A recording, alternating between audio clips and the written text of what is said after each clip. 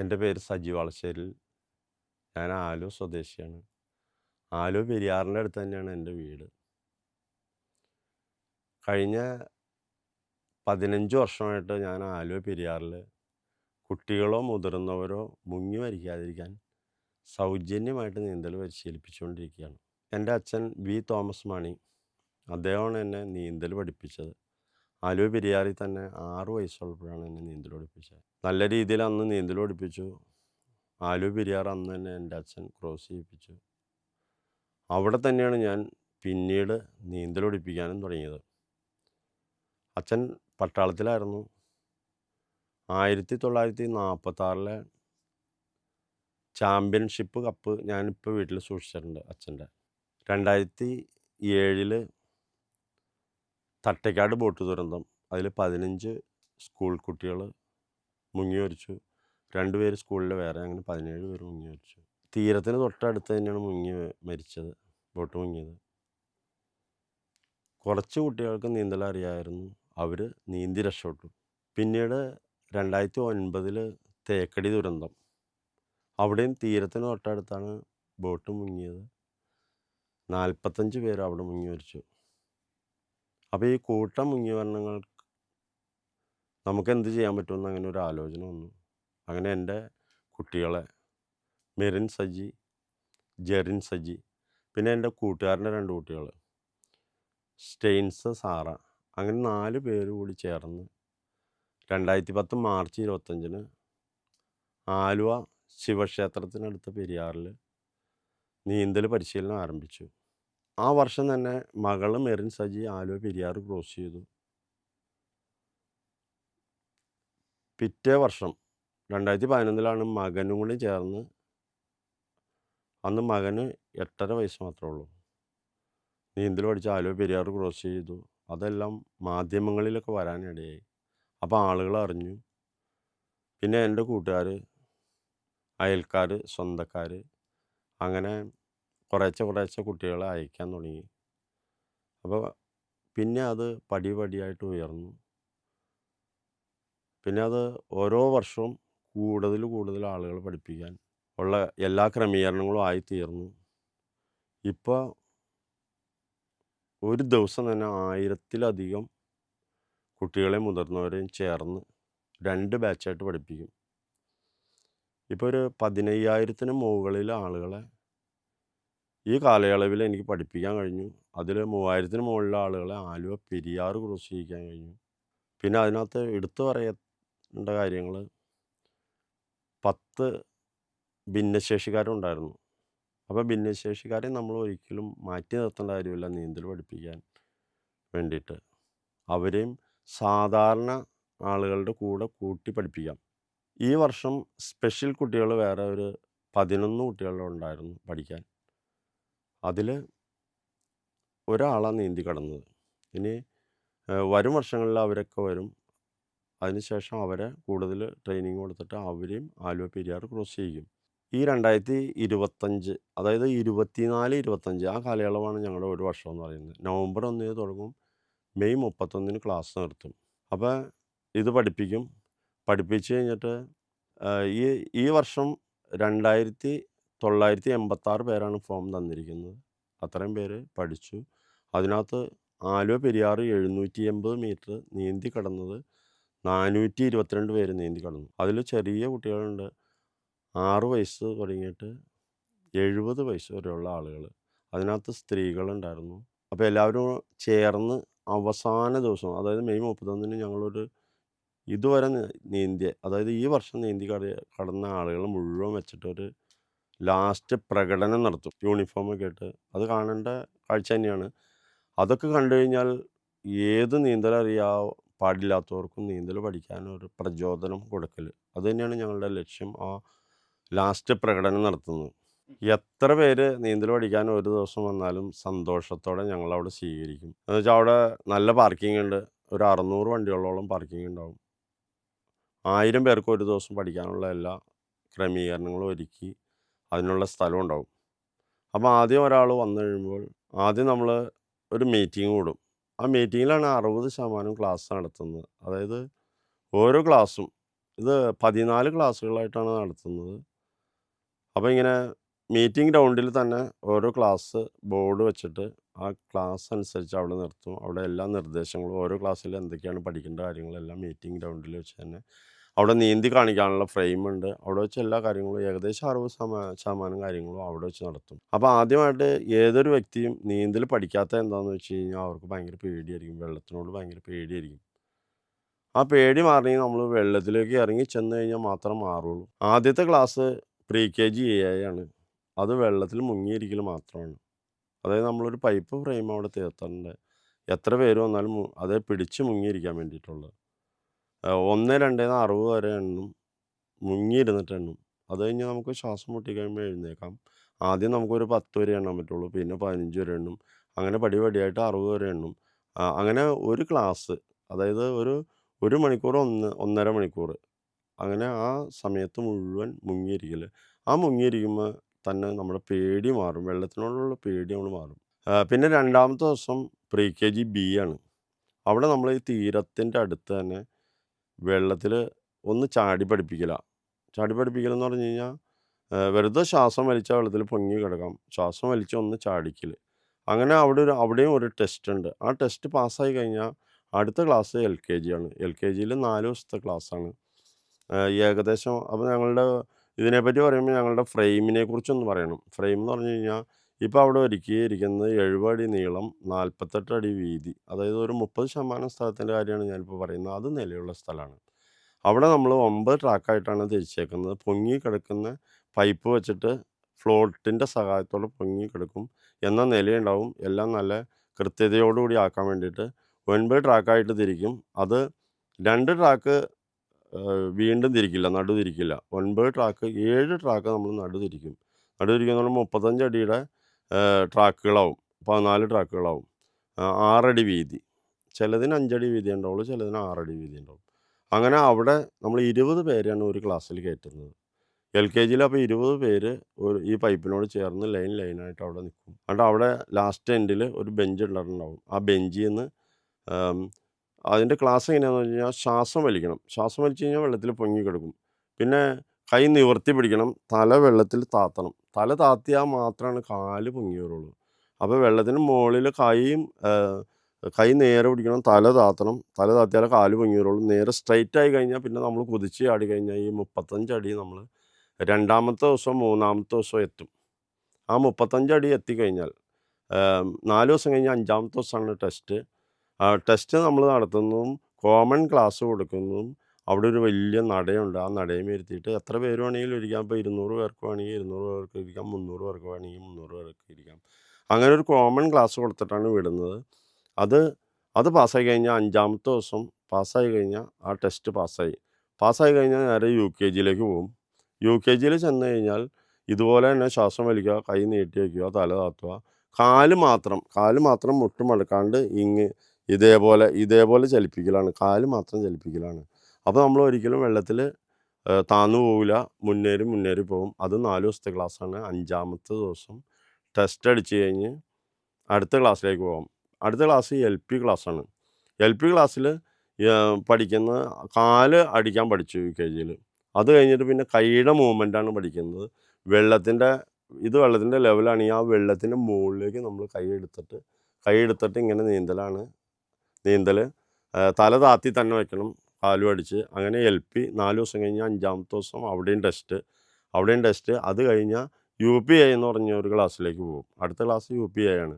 UPI എന്ന് പറഞ്ഞാൽ ഒരു പ്രാവശ്യമെങ്കിലും ശ്വാസം എടുക്കുന്ന സ്ഥലമാണ് UPI. അപ്പോൾ നമുക്ക് ശ്വാസം എടുക്കലൊക്കെ നിസ്സാര കാര്യമുള്ളൂ നീന്തലിൽ. ഏറ്റവും എളുപ്പം തന്നെയാണ്. അതായത് നമ്മൾ ശരിക്കും ഇപ്പോൾ 2 ക്ലാസ് നേരത്തെ 2 ക്ലാസ്സിൽ നന്നായിട്ട് പഠിച്ചത് അത് കഴിഞ്ഞാൽ പിന്നെ മുകളിൽ നിന്ന് കൈ ഒന്നിങ്ങനെ വെച്ച് കൊടുത്താൽ മതി. വലത്തെ കൈ ഇങ്ങനെ വെച്ച് കൊടുത്തു കഴിഞ്ഞാൽ, അതായത് വെള്ളത്തിൻ്റെ ലെവലിന് മുകളിൽ കൈ വരണം. ഇതിങ്ങനെ വെച്ച് കൊടുത്തു കഴിഞ്ഞാൽ കൈ ഒരു ഏകദേശം 1 അടി താഴുമ്പോഴത്തേക്കും നമുക്ക് അടുത്തേക്ക് തല ഇങ്ങനെ തിരിച്ച് കഴിഞ്ഞാൽ നമ്മൾ ഒരിക്കലും താന്നു പോകില്ല വെള്ളത്തിൽ. അങ്ങനെയാണ് ശ്വാസം എടുക്കാൻ പഠിക്കേണ്ടത്. അപ്പോൾ ശ്വാസം എടുക്കുമ്പോൾ അതിനു മുമ്പ് നമ്മൾ വീട്ടിലൊരു ഹോംവർക്ക് ചെയ്യും. കരയിൽ നിന്നുള്ളൊരു നീന്തൽ. അതായത് 1, 2, 3 റൈറ്റ്, 1, 2, 3 ലെഫ്റ്റ് തിരിഞ്ഞ് ശ്വാസം എടുക്കേണ്ടത് എങ്ങനെയാണ്, ഊതി കളയേണ്ടത് എങ്ങനെയാണ്, എടുക്കേണ്ടത് എങ്ങനെയാണ്. അപ്പോൾ വെള്ളത്തിലേക്ക് വന്നു കഴിഞ്ഞാൽ നമ്മൾ വെള്ളത്തിൽ മൂക്കിൽ നിന്ന് ഇങ്ങനെ ഊതി കളയും. വായും കൊണ്ട് വലിക്കും. അങ്ങനെയാണ് ശ്വാസം എടുക്കുന്നത്. ഇത്രയേ ഉള്ളൂ നീന്തൽ. ഈ ശ്വാസം എടുത്തു കഴിഞ്ഞാൽ ഒരു പ്രാവശ്യം ശ്വാസം എടുത്തു കഴിഞ്ഞാൽ നീന്തലായി നമുക്ക്. അപ്പോൾ UPIയിൽ 4 ദിവസം പഠിച്ചു കഴിയുമ്പോഴത്തേക്കും നന്നായിട്ട് പഠിക്കും. അപ്പോഴത്തേനും ഒരു 16 ദിവസം കൊണ്ട് നമ്മൾ നല്ല രീതിയിൽ നീന്തൽ പഠിക്കും. അത് കഴിഞ്ഞ് 4 ദിവസം കഴിഞ്ഞ് ടെസ്റ്റ്. പിന്നെ UP-Bയിൽ വരും. UP-Bയിൽ വരുമ്പോഴത്തേക്കും റൈറ്റ് ആൻഡ് ലെഫ്റ്റ് ആണ്. ഈ തല തിരിക്കൽ റൈറ്റ് ആൻഡ് ലെഫ്റ്റ്. 1, 2, 3 ലെഫ്റ്റ് തല തിരിക്കും. 1, 2, 3 റൈറ്റ് തല തിരിക്കും. അപ്പോഴത്തേനും നല്ല രീതിയിൽ നീന്തൽ പഠിച്ചു. അപ്പോൾ പിന്നെ അടുത്ത ക്ലാസ് HS. HS എന്ന് പറയുമ്പോൾ 70 അടി ദൂരമാണ്. ആ 35 എന്നുള്ളത് മാറിയിട്ട് 70 അടി ദൂരം. അപ്പം നീളം കൂടുതൽ. അവിടെ നമ്മൾ റൈറ്റും ലെഫ്റ്റും എടുത്തിട്ട് നീന്തി പഠിക്കണം. അത്രേ ഉള്ളൂ. അത് കഴിഞ്ഞാൽ പിന്നെ അടുത്ത ക്ലാസ്. അപ്പോൾ HS കഴിയുമ്പോൾ നമുക്കൊരു ടെസ്റ്റ് ഉണ്ട്. 70 അടി ദൂരമാണല്ലോ. ഇതിപ്പോൾ നിലയുള്ളിടത്താണല്ലോ നമ്മൾ ചെയ്തേക്കുന്നത്. ഇനി നിലയില്ലാത്തടത്തിലേക്കാണ് നമ്മൾ പോകുന്നത്. അതിൻ്റെ മുന്നോടിയായിട്ട് അവിടെ ഒരു ടെസ്റ്റ് ഉണ്ട്. അവിടെ ഒരു 10 അടി താഴ്ചയിൽ ഒരു ഡെസ്ക് കൊണ്ടുവന്ന് വെച്ചിട്ടുണ്ട്. നല്ല ഞാൻ നിന്ന് കഴിഞ്ഞാൽ ഒരു 4 അടി വെള്ളം ആ ഡെസ്കേൽ ഉണ്ടാവുള്ളൂ. അപ്പോൾ അവിടം വരെ നീന്തി വരണം. അതൊരു ട്യൂബ് ടെസ്റ്റാണ്. ട്യൂബ് ടെസ്റ്റ് എന്ന് പറഞ്ഞാൽ ഏറ്റവും പ്രധാനമാണ് നീന്തൽ പഠിക്കുന്നവർക്ക് ഏറ്റവും പ്രധാനം. എന്ന് വെച്ചാൽ നമ്മൾ ഒരു ബോട്ടിൽ പോവോ, എവിടെ പോയാലും നമുക്ക് ബോട്ട് മറിയോ മുങ്ങിപ്പോവുകയൊക്കെ ചെയ്ത് കഴിഞ്ഞാൽ ട്യൂബോ ലൈഫ് ജാക്കറ്റോ ഇങ്ങനെ എറിഞ്ഞു തരും. ഇപ്പോൾ ഒരു ബോട്ട് കത്തിയെന്ന് വിചാരിച്ചോ, നമ്മൾ പോയിക്കൊണ്ടിരിക്കുന്ന ബോട്ട് എപ്പോൾ വേണമെങ്കിലും കത്താം. ഇപ്പോൾ ആലപ്പുഴയൊക്കെ എപ്പോഴും കത്തിക്കൊണ്ടിരിക്കുകയല്ലേ. അപ്പോൾ ഇത് കത്തുമ്പോൾ ആദ്യം നമ്മൾ വെള്ളത്തിലേക്ക് എടുത്ത് ചാടും, അല്ലെങ്കിൽ നമ്മൾ തള്ളിയിടും. അത് കഴിഞ്ഞിട്ട് പുറമെ എന്തെങ്കിലും ഇട്ട് തരും, നമുക്ക് പിടിക്കാനുള്ള ട്യൂബോ ലൈഫ് ജാക്കറ്റോ എന്തെങ്കിലും ഇട്ട് തരും. പക്ഷേ അങ്ങനെ പിടിക്കാൻ പറ്റില്ല ആർക്കും, ഇത് പരിചയമില്ലാത്തതുകൊണ്ട്. അപ്പോൾ അതിൻ്റെ പേരിൽ ആ ഒരു ടെസ്റ്റാണ് നടത്തുന്നത്. ഒരു ട്യൂബ് പിടിച്ച് എങ്ങനെ കിടക്കാം, അവിടെ വരെ ആ 10 അടി 70 അടി നീളത്തിൽ 10 അടി താഴ്ചയിൽ നീന്തി വരണം. അത് കഴിഞ്ഞിട്ട് ഒരു ട്യൂബ് പിടിച്ചിട്ട്, അപ്പോൾ ട്യൂബ് നമ്മൾ ഒന്ന് മറിക്കുകയൊക്കെ ചെയ്യും. ട്യൂബെ പിടിച്ചിട്ട് മറിക്കും, ആളെ ഒന്ന് മറിക്കും. മറിക്കുമ്പോഴും കയ്യിൽ നിന്ന് പോരുത്, നന്നായിട്ട് പിടിക്കാൻ പഠിപ്പിക്കൽ. പിന്നെ ഒരു 10 അടി താഴ്ചയിൽ നിന്ന് ഒന്ന് മണൽ വാരിക്കും താത്തി. അതായത് താന്നു കഴിഞ്ഞാൽ മാത്രമാണ്, നേരത്തെ ഞാൻ പറഞ്ഞല്ലോ, വെള്ളത്തിൻ്റെ അടിയിലേക്ക് താന്നു കഴിഞ്ഞാൽ മാത്രമാണ് നമുക്ക് ഈ പുഴയിലെ പേടികളൊക്കെ മാറുള്ളൂ.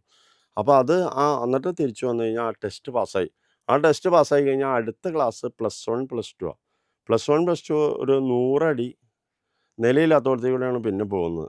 അപ്പോൾ ഏകദേശം 8 തുടങ്ങി 12 അടി വരെ വെള്ളത്തിൽ കൂടെയാണ് പോകുന്നത്. ഫ്രെയിം ഉണ്ടാവും, ഫ്രെയിമിൻ്റെ സപ്പോർട്ട് ഉണ്ടാവും, ആളുകളുടെ സപ്പോർട്ടും ഉണ്ടാവും. ആളുകളെന്ന് പറഞ്ഞാൽ അപ്പുറം ഇപ്പുറത്തും നടുക്കൊക്കെ നോക്കി നിൽക്കാനൊക്കെ ആളുകളുണ്ടാവും. ഇവരിൽ തന്നെ ഒരാളെ റെഡിയാക്കി നിർത്തും. അതാണ് ട്യൂബും കൊടുത്ത് നിർത്തും. എന്നിട്ട് അവിടെ നമ്മൾ ഒരു 4 ദിവസം സ്പീഡിൽ നീന്തിക്കും. 4 ദിവസം കഴിഞ്ഞാൽ സ്പീഡ് അങ്ങോട്ട് കുറപ്പിക്കും, സാവകാശമാക്കും. പിന്നെ 3 ദിവസം വളരെ സാവകാശത്തിൽ നീന്തണം. അത് എത്ര സ്ലോവിൽ നീന്താൻ പറ്റുമോ അത്രയും സ്ലോവിൽ. അതായത് നമ്മൾ എത്ര സ്ലോവിൽ നീന്താൻ പറ്റുമോ, അപ്പോൾ നമുക്ക് കാലത്ത് തുടങ്ങി വൈകുന്നേരം വരെ വേണമെങ്കിൽ നീന്താം. സ്ലോ ആക്കി കഴിഞ്ഞാൽ നമ്മൾ ഒട്ടും അണിക്കില്ല. നടക്കും പോലെ തന്നെ പതുക്കെ നടന്നു കഴിഞ്ഞാൽ നമുക്ക് ഒത്തിരി നേരം നടക്കാമല്ലോ. വേഗം നമ്മൾ ഓടാൻ തുടങ്ങി കഴിഞ്ഞാൽ നമുക്ക് അധികം നേരം ഓടാൻ പറ്റില്ല. അത് തന്നെ ഇവിടുത്തെ കാര്യങ്ങൾ നീന്തലിലും അത് തന്നെയാണ്. അപ്പോൾ അത് കഴിഞ്ഞിട്ട് നമ്മൾ വീണ്ടും, അപ്പോൾ സ്ലോ ആയി കഴിഞ്ഞാൽ വീണ്ടും ഒരു ട്യൂബ് ടെസ്റ്റ് ഉണ്ട്. ആ ട്യൂബ് ടെസ്റ്റ് അതിലും പ്രധാനപ്പെട്ടതാണ്. എന്താണെന്ന് വെച്ച് കഴിഞ്ഞാൽ നമ്മളിപ്പോൾ ഒരു പുഴവക്കത്ത് നിൽക്കാമെന്ന് വിചാരിച്ചോ. ഒരാളിപ്പോൾ ഒരു 30 അടി അകലെ ഒരാൾ മുങ്ങിപ്പോവാണ്. നമ്മുടെ കയ്യിൽ അടുത്തൊരു ട്യൂബുണ്ട്. സാധാരണ നമ്മൾ ചെയ്യണതെന്ന് വെച്ച് കഴിഞ്ഞാൽ ഈ ട്യൂബ് എടുത്ത് എറിഞ്ഞങ്ങോട്ട് കൊടുക്കും. അപ്പം മരണവെപ്രാളത്തിൽ മുങ്ങുന്ന ആളിങ്ങനെ കൈയൊക്കെ പൊക്കിയാണ് മുങ്ങുന്നത്. അപ്പോൾ അന്നേരം ഈ ട്യൂബ് അങ്ങോട്ട് ചെല്ലുമ്പോൾ തന്നെ തട്ടിക്കളയും. ചിലപ്പോൾ ചെല്ലൂല, ചെന്നാൽ തന്നെ ചിലപ്പോൾ അവർ തട്ടിക്കളഞ്ഞു കഴിഞ്ഞാൽ തെറിച്ചു പോയി കഴിഞ്ഞാൽ ആൾ മുങ്ങി മരിച്ചുപോയി. അപ്പോൾ 5% സാധ്യത മാത്രമേ ഉണ്ടാവുള്ളൂ ഈ ട്യൂബും കൊണ്ട് ആൾ രക്ഷപ്പെടൽ. അപ്പോൾ നമുക്ക് ഈ ട്യൂബ് പിടിച്ചുകൊണ്ട് പെട്ടെന്ന് നമ്മൾ നീന്തി ചെല്ലാൻ പറ്റിക്കഴിഞ്ഞാൽ 95% സാധ്യതയുണ്ട് അയാളെ രക്ഷിക്കാൻ. വേഗം പോയി പിടിച്ച് നമുക്ക് കൊണ്ടുവരാം. അതിനു വേണ്ടിയിട്ട് ഒരു ട്യൂബ് എങ്ങനെ പിടിച്ച് സ്പീഡിൽ പോകാം, അങ്ങനെ നമ്മളൊരു 200 മീറ്റർ ആ ട്യൂബ് വെച്ചിട്ട് ഒരു ടെസ്റ്റ്. ആ ടെസ്റ്റ് പാസ്സായി കഴിഞ്ഞാൽ ഉടനെ അടുത്ത ക്ലാസ് എന്ന് പറഞ്ഞാൽ ഡിഗ്രിയാണ്. ഡിഗ്രിയാണ് ഈ നീന്തൽ പഠിക്കുന്നതിൽ ഏറ്റവും പ്രധാനപ്പെട്ട ഡിഗ്രിയാണ്. ഇത് ഞാൻ 16 വർഷം കൊണ്ട് ഈ ക്ലാസ്സുകളെല്ലാം ഒരു യൂണിവേഴ്സിറ്റി തലത്തിലേക്ക് കൊണ്ടുവന്നേക്കുവാണ്. അപ്പോൾ അവിടെ പഠിക്കാൻ വരും പല ആളുകൾ, പ്രൊഫസർമാരൊക്കെ പഠിക്കാൻ വരുമ്പോൾ അവർക്കൊക്കെ അതിശയമാണ് ഇങ്ങനെ ഒരു ചിട്ടയിൽ നമ്മൾ പഠിപ്പിക്കുന്നത്. അപ്പോൾ ഡിഗ്രിയിൽ വന്നു കഴിഞ്ഞാൽ, ഡിഗ്രിയാണ് ഏറ്റവും മർമ്മപ്രധാനം നീന്തലിൻ്റെ. അത് തുഴഞ്ഞ് പഠിക്കലാണ്. അതായത് അവിടെ ഏകദേശം നിലയില്ലാത്ത സ്ഥലമാണ്. ഒരു 30 അടി വെള്ളം ഉണ്ടാവും, 20 തുടങ്ങി 30 അടി വെള്ളം ഇപ്പോൾ പഠിപ്പിക്കുന്ന സ്ഥലത്ത്. അവിടെ അതായത് നമ്മൾ +1 +2 സ്ലോ ആക്കി നീന്തൽ. അത് കഴിഞ്ഞിട്ട് സ്ലോ ആക്കി കഴിഞ്ഞാൽ അതിൻ്റെ വേറൊരു പതിപ്പാണ് ഡിഗ്രിയിൽ. ഇങ്ങനെ കൈയും കാലും അനക്കി വെള്ളത്തിലിങ്ങനെ അനക്കി അധികം മൂവ്മെൻ്റ് ഇല്ലാതെ 1 മണിക്കൂർ എത്തിക്കണം. 1 മണിക്കൂർ കിടന്നു കഴിഞ്ഞാൽ ഡിഗ്രി പാസ്സായി. അന്ന് മണൽ വാരിയിട്ട് പിന്നെ അടുത്ത ക്ലാസ് അതായത് ചിലർ ചിലപ്പോൾ 2 ദിവസം കൊണ്ടേ പാസ്സാവുള്ളൂ, ചിലപ്പോൾ ഒരാഴ്ച കൊണ്ടേ പാസ്സാവുള്ളൂ. 1 മണിക്കൂർ വെള്ളത്തിൽ നിലയില്ലാത്തോടത്ത് ഇങ്ങനെ തുഴഞ്ഞ് കിടക്കലാണ്.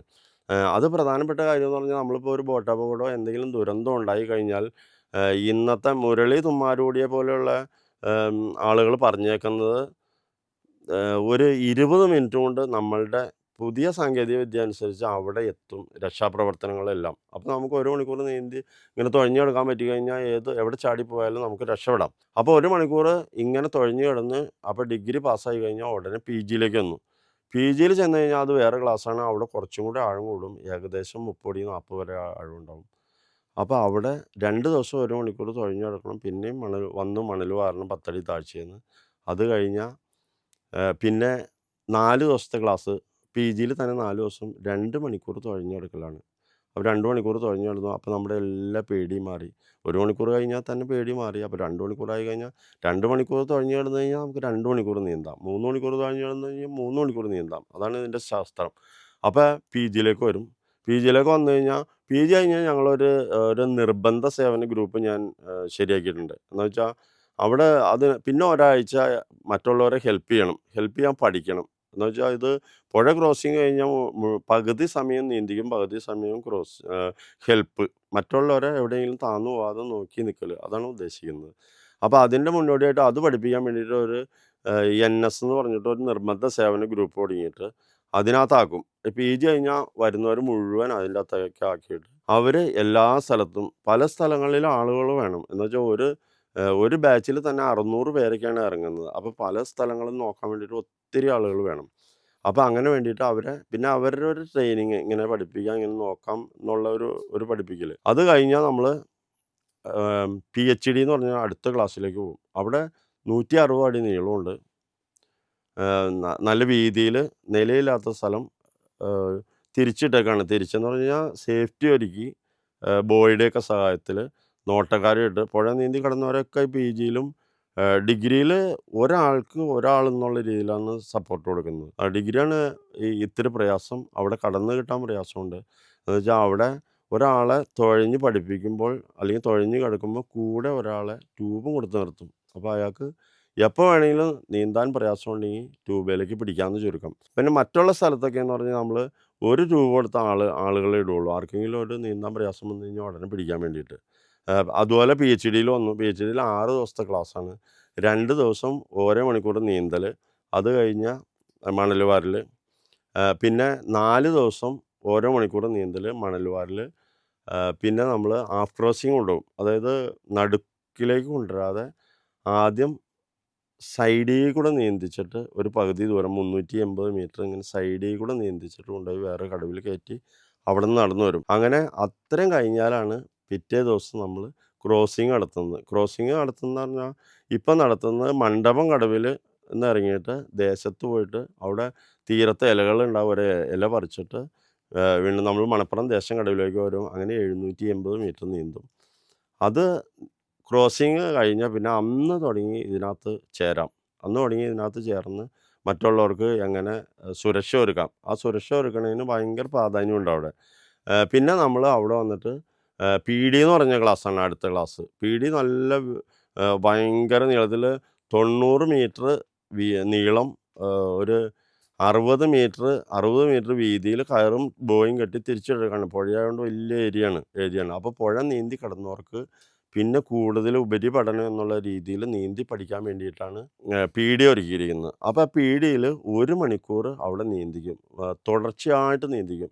അങ്ങനെ 6 ദിവസം നീന്തിക്കും. അങ്ങനെ 6 ദിവസം എപ്പം നീന്തി റെഡിയാവുന്നോ അന്നേരം നമ്മൾ ഇതിൽ ചേർത്തിട്ട് പിന്നീടുള്ള ക്രോസിങ്ങിൻ്റെ പ്രോസസ്സിൽ എല്ലാം കൊണ്ടുപോകാറ്. അങ്ങനെയാണ് നമുക്ക് അവിടെ ക്ലാസ്സിൻ്റെ രീതികൾ ക്രമീകരിച്ചിരിക്കുന്നത്. എൻ്റെ അച്ഛൻ എന്നെ ചെറുപ്പത്തിലേ കൊണ്ടുപോയി പഠിപ്പിച്ചു എന്ന് പറഞ്ഞല്ലോ. അപ്പോൾ അച്ഛൻ ഒരു വാക്കന്ന് പറഞ്ഞായിരുന്നു.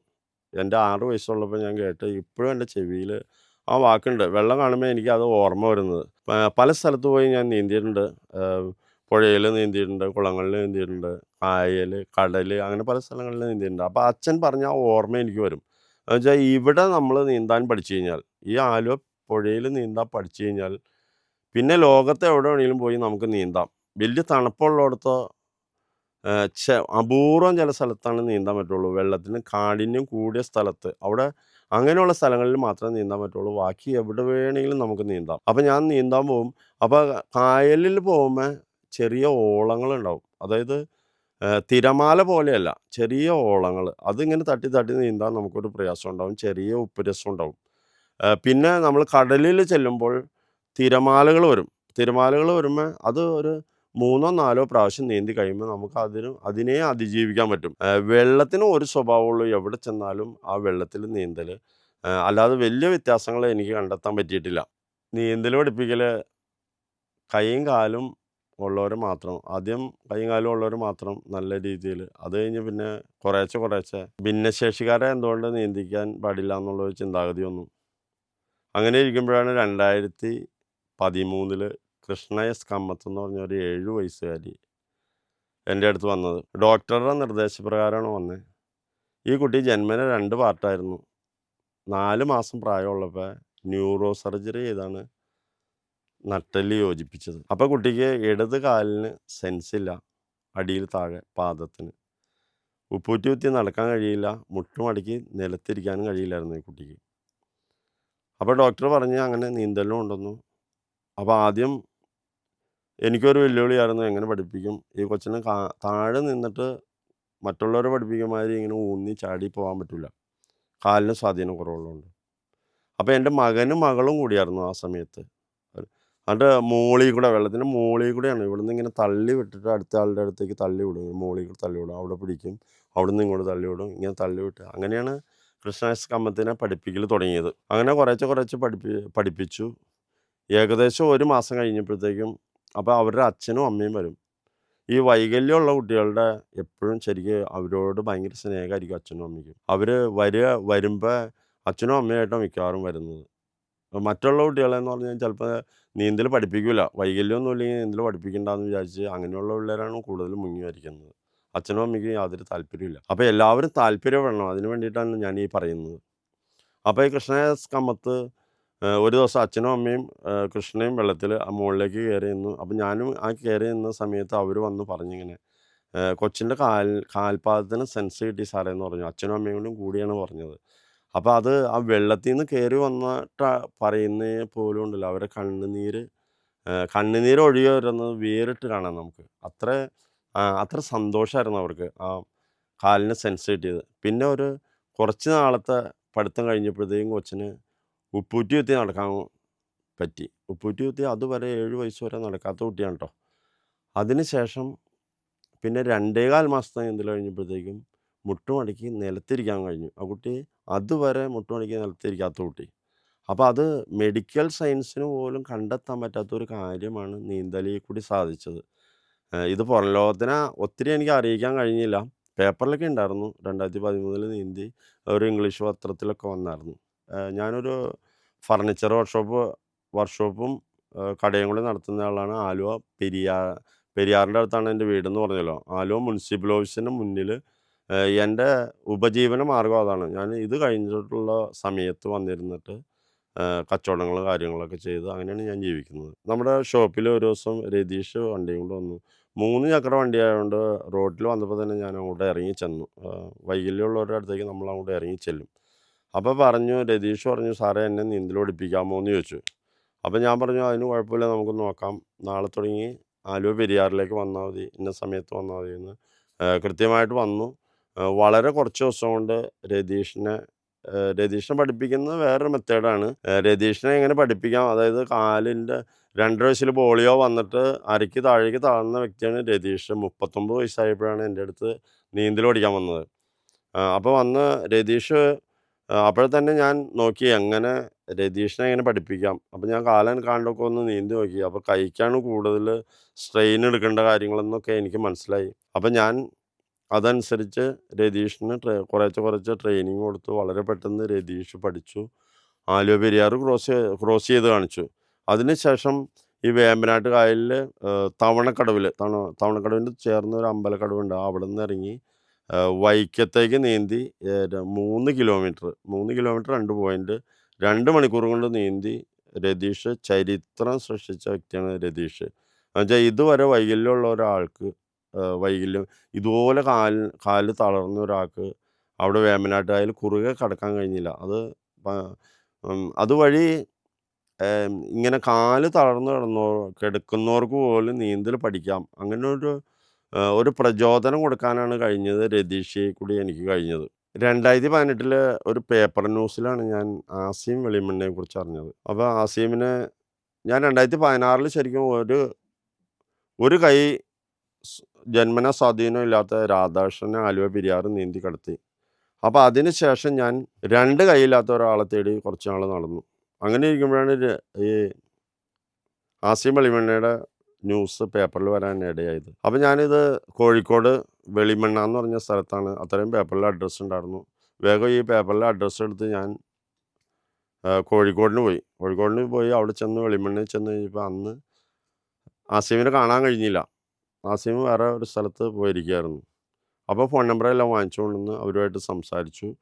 പിന്നത്തെ ആഴ്ച വീണ്ടും പോയി അവരുടെ വീട്ടിൽ അവിടെ ചെന്ന് കഴിഞ്ഞപ്പോഴാണ് ആസിമിന് അന്ന് 15 വയസ്സ്. ആസിമിനെ പറ്റി പറയുകയാണെങ്കിൽ 2 കൈയും ഇവിടെ ഇല്ല, കൈയില്ല, ഷോൾഡറിൻ്റെ ഇവിടെ മാത്രമേ ഉള്ളൂ. പിന്നെ വലത്തെ കാല് 8 ഇഞ്ച് നീളം കുറവ്, ബലക്ഷയം. അപ്പോൾ അവിടെ ബെഞ്ചേലിരിക്കുകയാണ്, ഞാനും ചേർന്ന് ബെഞ്ചേലിരുന്നു. അപ്പോൾ ആസിമിൻ്റെ വാപ്പച്ചി എന്നോട് ചോദിച്ചു, മോനിങ്ങനെ 90% വൈകല്യം ഉണ്ട്, എങ്ങനെ നീന്തൽ പഠിപ്പിക്കുന്നത് സാറേ, പഠിപ്പിക്കാൻ പറ്റില്ല എന്ന് പറഞ്ഞു. അപ്പോൾ ഞാൻ പറഞ്ഞു നമുക്ക് നോക്കാം, പഠിപ്പിക്കാം. അങ്ങനെ ഞാൻ 3.25 വർഷം നിരന്തരമായിട്ട് വിളിക്കലും മെസ്സേജ് ചെയ്യലും. അങ്ങനെ ഈ കൈയും കാലും നന്നായിട്ടുള്ള കുട്ടികളെ പോലും ആലുവ പെരിയാറിലേക്ക് ആളുകൾക്ക് എത്തിക്കാൻ ബുദ്ധിമുട്ടാണ്. എന്ന് വെച്ചാൽ വെള്ളത്തിൽ പുഴയിൽ മുങ്ങി പോയെങ്കിലോ എന്നുള്ളൊരു പേടി. അപ്പോൾ അതുപോലെ ഇരിക്കുമ്പോൾ ആസിമിനെ പോലെയുള്ള വ്യക്തികളെ കിട്ടാൻ ഭയങ്കര ബുദ്ധിമുട്ടാണ്. അപ്പം 3.25 വർഷം അതിന് വേണ്ടിയിട്ട് ഒത്തിരി പ്രയത്നിച്ചു ആളെ കിട്ടാൻ. അങ്ങനെ 3.25 വർഷം കഴിഞ്ഞ് 2022 തുടക്കത്തിൽ ആൾ വന്നു.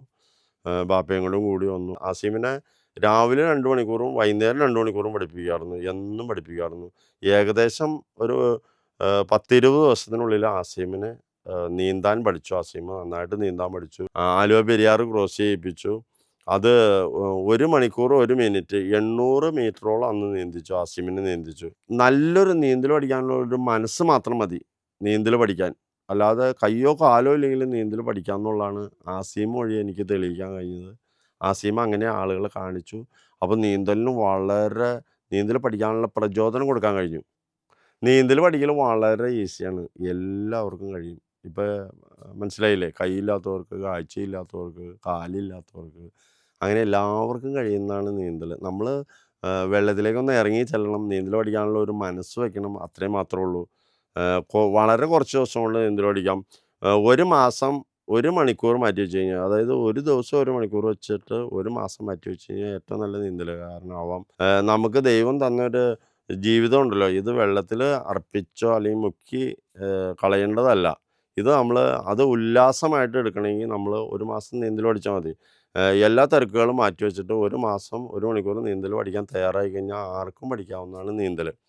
പിന്നെ നമ്മൾ നീന്തൽ പഠിക്കുകയാണെങ്കിൽ നമ്മളെവിടെയെങ്കിലും ചാടിപ്പോയി കഴിഞ്ഞാൽ നമുക്ക് സ്വയം രക്ഷപ്പെടാം. ഒരാളെയെങ്കിലും നമുക്ക് രക്ഷിക്കാം നമ്മുടെ ജീവിതത്തിൽ.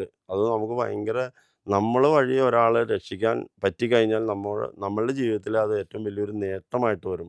അപ്പോൾ അത് ഏറ്റവും പ്രധാനപ്പെട്ടാണ്. അതിൻ്റെ പേരിൽ എല്ലാവരും തന്നെ നീന്തൽ പഠിക്കണം. നീന്തൽ പഠിച്ചു കഴിഞ്ഞാലാണ് വെള്ളത്തിലേക്ക് ഇറങ്ങിയിട്ട് കാര്യമുള്ളൂ. അപ്പോൾ അങ്ങനെ നീന്തൽ പഠിച്ചു കഴിഞ്ഞാൽ ശാരീരിക ബുദ്ധിമുട്ടുകൾ പലതും മാറിക്കിട്ടും നമുക്ക്. ഷുഗർ, പ്രഷർ, അങ്ങനെ മാനസിക സമ്മർദ്ദം വരെ മാറാൻ പറ്റിയതാണ് നീന്തൽ. ഡെയിലി രാവിലെ പോയി ഒരു 2 മണിക്കൂർ നീന്താൻ പറ്റിക്കഴിഞ്ഞാൽ മാനസിക സമ്മർദ്ദം പോലും ഉണ്ടാവില്ല നമുക്ക്. എന്നുവെച്ചാൽ നമ്മൾ നേരത്തെ എഴുന്നേൽക്കും, അത്രയും അധ്വാനം, തണുപ്പും കാര്യങ്ങളും കൊണ്ട് വൈകുന്നേരം നല്ല സുഖമായിട്ട് സുഖനിദ്ര, അങ്ങനെ നമുക്ക് പല രോഗങ്ങൾ, ഒത്തിരി ഗുളിക കഴിച്ചാണല്ലോ ഇന്ന് ആളുകളൊക്കെ നിൽക്കുന്നത്. അപ്പോൾ നമ്മളുടെ ഒത്തിരി ഗുളികകൾ കഴിക്കാതിരിക്കാം. എന്നും രാവിലെ പോയി ഒരു മണിക്കൂറെങ്കിലും നീന്താൻ നമ്മൾ തയ്യാറായി കഴിഞ്ഞാൽ അങ്ങനെ നമുക്ക് ഭയങ്കര ഒരു മാനസിക സംതൃപ്തി, മാനസിക ഉല്ലാസം കിട്ടും നീന്തൽ പഠിച്ചു കഴിഞ്ഞാൽ.